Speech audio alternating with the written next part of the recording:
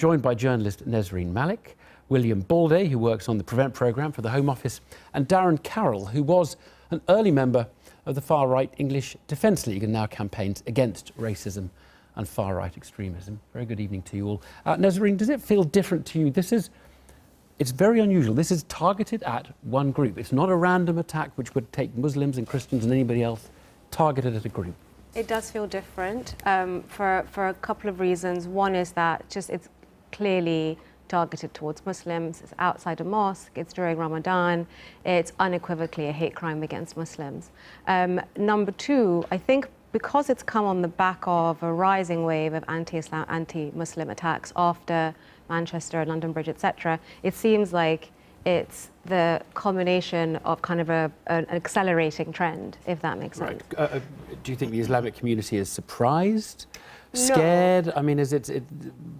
I mean, this is particularly stark, but Islamophobic attacks have been kind of part and parcel of the life of Muslim communities for a long time now, whether it's abuse against women who wear hijab, whether it's incidents where people walking back from mosques are attacked or stabbed. Have you had abuse? I mean, give us an example of the sort of thing. Well, I'm not visibly Muslim in the sense that I don't wear hijab. I don't, when I do move around outside a mosque, etc., it's not as obvious as somebody who would wear maybe a face cover, or a man in a sort of cloak and a beard. It's about people who are very clearly, obviously, visibly Muslim, or in communities where there is a big critical mass of Muslims that are targeted and have been for a long time. Yeah. Darren, give us some insight into the mindset. So you were an early member of EDL. What was going on in your life that attracted you, if you like, to a message of hate?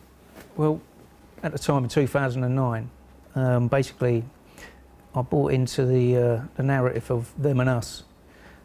Personally, I felt, looking back retrospectively, disenfranchised. I didn't realise it then, but looking back, being on the path I'm on now, I was. And basically, I wasn't happy with local governance in Luton. And there was wages was dropping. It had quite a big Muslim population, and they had one or two more extreme elements there, is that right? So it was kind of quite divided and tribal? It was kind of, we were living our lives, and the way we were living our lives in Luton wasn't being portrayed correctly, I felt, via the media or local newspapers, So disenfranchisement, kicked in, basically. Vauxhall shut a few years before that. We were finding... How much... You don't use the word radicalised of yourself, but did you meet people who were so hate-filled that they would have committed random acts of violence against other types, other... Yeah, I mean, I was on demonstrations where people were actually, really, really angry and kind of not getting their words out, they're that angry. They're trying to say two or three words in one hit, they're that angry.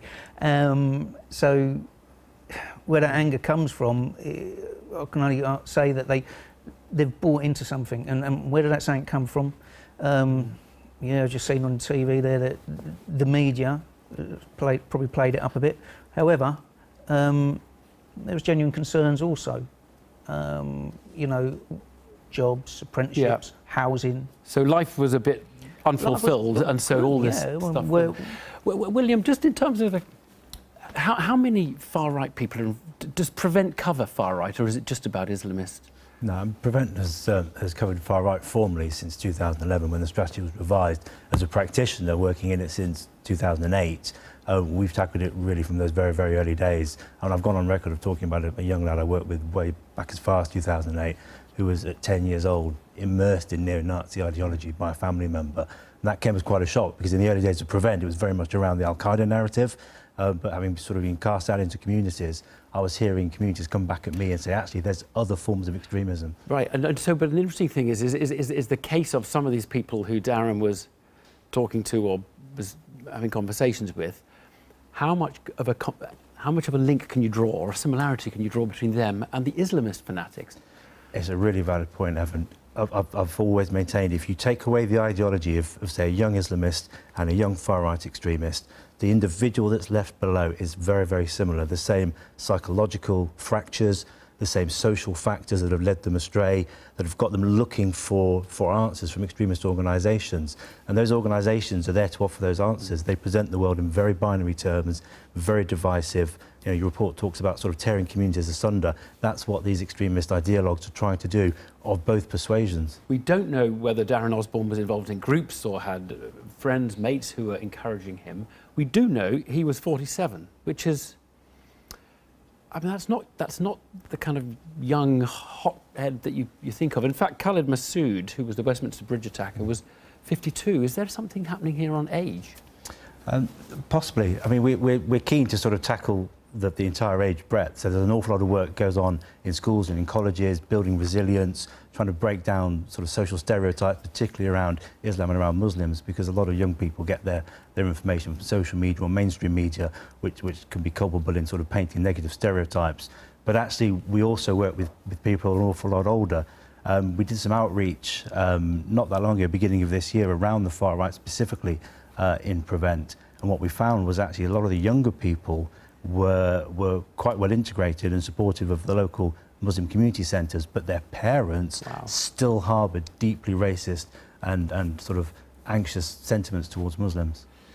Let's talk a little about the media coverage. There was some degree of anger today that there was we've drawn the comparison between these two types, but people saying, oh, you just dismiss one lot as mental health problems and the other lot are organised terrorism. It's a very common response. There's two sets of grievances.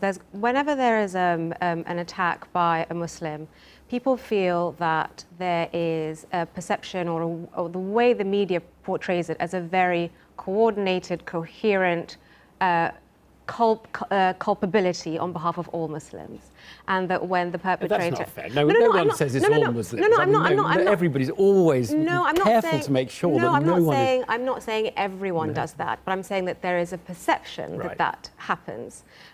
Certain types of words are used, certain language is used. People ask questions like, what is the Muslim community's response to this? And so people generally get the impression that there is a generalized culpability. That impression is also then reinforced that when the attacker is not Muslim, the language is around kind of the fact that he is a misfit or that he is, vulnerable. We heard that around the Joe Cox murder. There's lots of right-wing tabloids that kind of portrayed him as someone who had fears of losing his council house, whose mother... Trying to explain it away in a kind of more sociological way. Which is fine. Which may be the right thing to do, incidentally, but do it for both sides if you're going to do it. Exactly, which is fine. It's either an issue of individual disenfranchisement being preyed upon by ideology, or it is ideology, but it cannot be one lot for one for the other. Let's just finish. I mean, Darren, how did you get out of it?